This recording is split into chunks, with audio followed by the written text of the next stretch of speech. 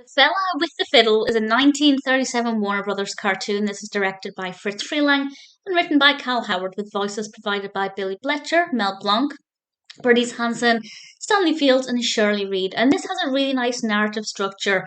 This grandfather mouse is telling his little mouse grandchildren a story about greed.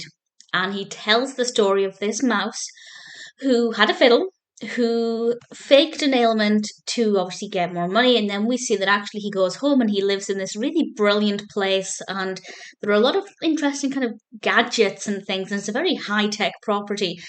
But when the tax collector comes around, he's actually able to hide all of that.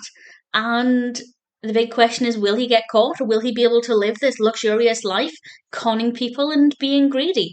Obviously, I'm not going to say exactly what happens, but I thought it was a pretty good story and very well told. I really liked the narrative structure of the story within a story. I thought the characters were really likable. The character of the greedy mouse was, or he's credited as Fiddling Mouse on IMDb, voiced by Mel Blanc, was certainly a very interesting character. I really liked the tax collector as well. There was something about the way he was animated. He was a lot taller in height than the fiddling mouse, and there was just something about that that worked really well. I liked the design of the mouse's apartment. I thought that was a really great use of space. Very well animated episode.